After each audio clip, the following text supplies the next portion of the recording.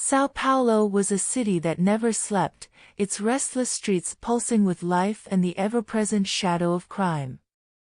For Detective Lucas Silva, it was a city of endless battles against corruption and violence.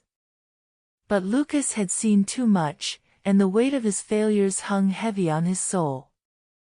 The worst of these was the trial of Eduardo El Tigre Sampaio, a ruthless crime lord who had slipped through the fingers of justice once more. The courthouse buzzed with disbelief and outrage as Eduardo walked free, his mocking grin a slap in the face to the families of his victims. Lucas stood in the back, fists clenched, feeling the flames of anger and frustration rise within him. He had dedicated his life to bringing men like Eduardo to justice, and this was the final straw. His career in tatters, Lucas decided he had nothing left to lose. Late that night, Lucas returned to his apartment, a modest and cluttered space that barely reflected his once ambitious spirit. He poured himself a drink and sank into his chair, staring at the wall of unsolved cases. Each face, each name, was a haunting reminder of his failures. Desperation gnawed at him, pushing him to the brink of madness. In his drunken haze, Lucas remembered a story his grandmother used to tell him, a tale of an ancient curse that could summon justice from the shadows. The legend spoke of a ritual performed in the darkest hour, invoking the spirits of the wronged to exact their vengeance. Lucas, skeptical but desperate, decided to give it a try. What did he have to lose?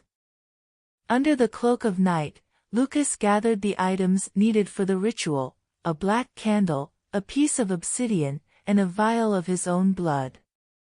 He followed the instructions meticulously, drawing the sigils and whispering the incantations. The air grew cold, and the shadows in his apartment seemed to stretch and writhe with a life of their own. As the final words left his lips, the candle flickered violently before snuffing out, plunging the room into darkness. For a moment, nothing happened. Lucas sat in the silence, feeling foolish and defeated. But then, a chilling whisper echoed through the room, carrying with it a promise of vengeance. The temperature plummeted, and a cold hand gripped his shoulder. Lucas spun around, but there was no one there. The shadows seemed to close in on him, pressing against his skin, and he felt a presence, ancient and powerful, enter the room.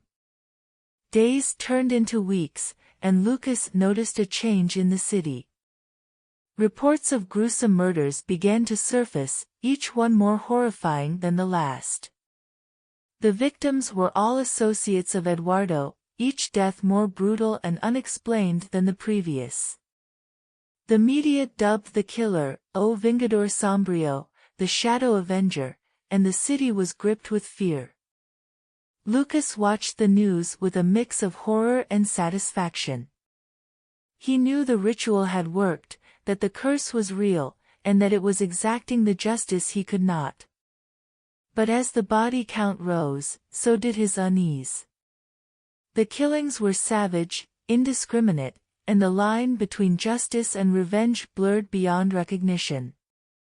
One night, as Lucas walked through the dimly lit streets of São Paulo, he felt the shadows following him, whispering his name. He quickened his pace, but the feeling of being watched grew stronger. Turning a corner, he came face to face with a figure cloaked in darkness. Its eyes burned with an eerie light, and its voice was a guttural rasp. "Lucas Silva," it hissed, "you have summoned us, and we have delivered justice. But now, the debt must be paid." Lucas's heart pounded in his chest. "What do you mean?" "I wanted justice for the victims." The figure moved closer, its presence suffocating. "Justice and revenge are two sides of the same coin. You sought to tip the scales, and now the balance must be restored. Your soul is ours." Terror gripped Lucas as he realized the gravity of his actions. He had unleashed a force beyond his control, and now it demanded its due. The shadows around him grew darker, and the figure extended a hand. Lucas tried to run, but his legs felt like lead. The shadows closed in, enveloping him in a cold embrace. Lucas woke up in his apartment, drenched in sweat. He stumbled to the bathroom and looked in the mirror. His reflection stared back, but something was different. His eyes were darker, and a sinister smile played on his lips. He realized with horror that he was no longer alone in his body. The curse had claimed him. In the days that followed, Lucas was a prisoner in his own mind. The entity that now shared his body used him to continue its reign of terror.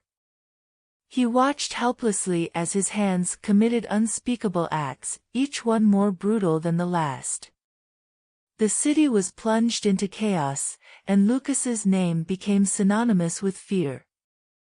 As the killings continued, Lucas's mind deteriorated. He fought desperately to regain control, but the entity was too strong. In a final act of defiance, Lucas managed to scrawl a warning on the wall of his apartment: "Do not summon the darkness. The price is your soul." In the end, Lucas Silva was found dead in his apartment, a look of horror etched on his face. The killings stopped, and the city slowly returned to a semblance of normalcy. But the legend of Justiça Sombria lived on, a cautionary tale of a man who sought justice but found only darkness. And somewhere in the shadows of São Paulo, the entity waited, biding its time, ready to answer the call of the desperate and the vengeful.